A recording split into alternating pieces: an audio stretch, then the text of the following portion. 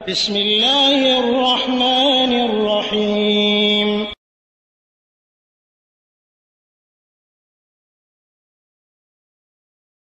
আসসালামু আলাইকুম রহমতুল্লাহি ওয়া বারাকাতুহু। আমাদের একজন ভাই প্রশ্ন করেছেন যে কেউ যদি জর্ডানে যায় সফরে, তো আমরা জানি যে সেখানে মৃত সাগর আছে, আল বাহরুল মাইয়্যিত যেটাকে বলা হয়। তো যেটা প্রসিদ্ধ আছে যে সেখানে লূত আলাইহিস সালামের কওমরা বসবাস করত এবং সেখানে তাদের উপর আযাব নাজিল হয়েছিল। আল্লাহ তাআলা ক্রুদ্ধ হয়ে তাদের উপর ক্ষুব্ধ হয়েছিলেন এবং তাদের উপর আযাব নাজিল করেছিলেন। তো তিনি বলছেন যে যদি তাই হয়ে থাকে তাহলে সেখানে যে মৃত সাগরে গোসল করা বা সেখানকার মাটি ব্যবহার করা এটি বৈধ হবে কিনা। উত্তরে বলবো যে কেউ যদি সেখানে যান তাহলে প্রথমত আমরা বলি যে জর্ডানের যে মৃত সাগর সেটি প্রকৃতপক্ষে লূত আলাইহিস সালামের কওমের স্থান ছিল কিনা এ ব্যাপারে উলামায়ে কেরামের মধ্যে মতভেদ রয়েছে।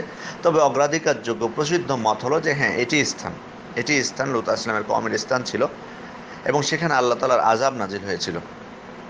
এটি হচ্ছে প্রসিদ্ধ মত। যদি তাই হয়ে থাকে তাহলে সেখানে একজন মুসলিমের জন্য ঘুরতে, রিল্যাক্স করতে যাওয়া এবং মানে আনন্দ ভ্রমণে যাওয়া এটি ঠিক নয়।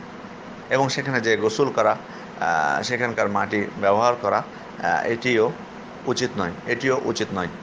কারণ দেখুন যে যেখানে যে সমস্ত এলাকায় আযাব নাজিল হয়েছে আল্লাহর, সে সমস্ত জায়গায় রাসূল সাল্লাল্লাহু আলাইহি ওয়াসাল্লাম থাকতে বলেছেন একেবারে ক্রন্দনরত অবস্থায়, নীরবে এবং দ্রুত অতিক্রম করতে বলেছেন। সেখানে আমরা যদি সেখানে যে আনন্দ করি, আনন্দ ফুর্তি করি, তাহলে এটা রাসূলের স্বয়ং নির্দেশকে অমান্য করা হবে। আমরা তো জানি সহিহ বুখারী 3380 নম্বর হাদিস, যে রাসূল সাল্লাল্লাহু আলাইহি ওয়াসাল্লাম বলেছেন যে যখন তিনি সম্ভবত তাবুকের যুদ্ধে যাওয়ার সময় তিনি ওই সালেহ আলাইহিস সালামের কওম সামুদ গোত্রের আযাবের স্থল, যেটি মাদায়েন সালেহ আপনারা জানেন, সেখান দিয়ে যখন যাচ্ছিলেন তখন তিনি বললেন যে লা তাদখুলু মাসাকিনাল্লাযীনা যালামু আনফুসাহুম ইল্লা আন তাকুনু বাকিনা আন ইউসিবাকুম মা আসাবাহুম সুম্মা তাকান্না বিরিদাইহি ওয়া হুয়া আলা রাহল। তোমরা এমন লোকদের আবাসস্থলে প্রবেশ করো না যারা নিজেরাই নিজেদের উপর জুলুম করেছে। যদি প্রবেশ করো তাহলে যেন প্রবেশ করো ক্রন্দনরত অবস্থায়, যেন তাদের প্রতি যে বিপদ এসেছিল তোমাদের প্রতি সেরকম বিপদ না আসে। তারপর রাসূল সাল্লাল্লাহু আলাইহি ওয়াসাল্লাম বাহনের উপর আরোহী অবস্থায় নিজ চাদর দিয়ে চেহারা ঢেকে নিলেন। এই হাদিস থেকে স্পষ্টভাবে প্রমাণিত হয় তিনি নিষেধ করেছেন যে যারা নিজেদের উপর জুলুম করেছে এবং তাদের উপর আল্লাহ তাআলা আযাব নাজিল করেছেন সেসব স্থানে প্রবেশ করা যাবে না। প্রবেশ করলে ক্রন্দনরত অবস্থায় প্রবেশ করতে হবে, যাতে তাদের উপর আল্লাহ তাআলা যে বিপদ দিয়েছেন আমাদের উপর যেন সে বিপদ না আসে। সুতরাং সেখানে ঘুরতে যাওয়া, মজা করা, ছবি তোলা, এই যে এগুলো করা, গোসল করা মজা করে, তাহলে এটি কিন্তু মহা অন্যায় এবং এটি হচ্ছে সেখানে কত কত ধরনের মানে অন্যায় যে হবে সেটা যদি একেবারে মানে পর্যটন স্থল হয় তাহলে কি হতে পারে আপনারা সেটা জানেন। যে যে যে সমস্ত পর্যটন স্থলগুলো আছে সে সমস্ত স্থানে কি হয় সেটা আপনাদের সকলেরই জানা আছে।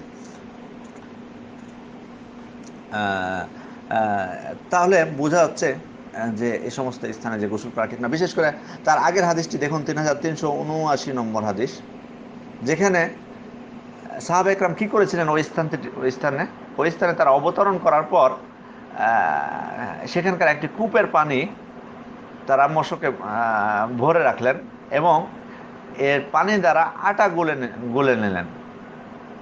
তখন রাসূল সাল্লাল্লাহু আলাইহি ওয়াসাল্লাম তাদেরকে হুকুম দিলেন যে তারা ওই কূপ থেকে যে পানি ভরে রেখেছে তা যেন ফেলে দেয় আর পানিতে আটাগুলো যেন উটকে খাওয়াই দেয়। এবং তিনি তাদেরকে আদেশ করলেন যে ওই কূপ থেকে পানি নিয়ে আসো যে কূপ থেকে সালেহ আলাইহিস সালামের উটনি পানি পান করত, সেখান থেকে পানি নিয়ে এসে আটা গুলতে বললেন বা ব্যবহার করতে বললেন। তাহলে এই হাদিস থেকে বোঝা যাচ্ছে যে তিনি সামুদ সম্প্রদায়ের ব্যবহৃত যে কূপ সেখান থেকে পানি ব্যবহার করতেও নিষেধ করেছেন, আটা গুলতেও নিষেধ করেছেন। তাহলে বোঝা যাচ্ছে যে এর মতোই আপনার জর্ডানের যে মৃত সাগর সেখানে সেখানকার পানি ব্যবহার করে গোসল করা এটিও ঠিক নয়। এটি থেকে যেন আমরা বিরত রাখি। অথচ আজকাল দেখুন রাসূল সাল্লাল্লাহু আলাইহি ওয়াসাল্লামের কি আদর্শ ছিল যে এই সমস্ত স্থানে গেলেও যদি যাই শিক্ষা অর্জনের জন্য যেতে হবে এবং একেবারে ক্রন্দনরত অবস্থায় থাকতে হবে, কোনো হাসি খুশি মজা করা যাবে না। অথচ আজকে মাদায়েন সলাতে দেখা গেলে খুব দুঃখ লাগে, কষ্ট লাগে, সেখানে যে যখন আমরা দেখি যে সবাই ছবি তোলায় মেতে গেছে, সুবহানাল্লাহ। অথচ এগুলো হচ্ছে আযাবের স্থল। এগুলোতে গেলেও আপনার মানে খুব নীরব থাকতে হবে, যেমনটি রাসূল সাল্লাল্লাহু আলাইহি ওয়াসাল্লাম আমাদেরকে শিখিয়ে দিয়েছেন। সুতরাং কেউ যদি আপনারা জর্ডানের মৃত সাগর সফরে যেতে পারেন, তবে যেন ওখানে খুব একটা বেশি সময় অবস্থান করবেন না, বরং দ্রুত হাঁটবেন শুধু দেখার জন্য, এবং ক্রন্দনরত অবস্থায় থাকবেন, অত্যন্ত নমনীয় থাকবেন।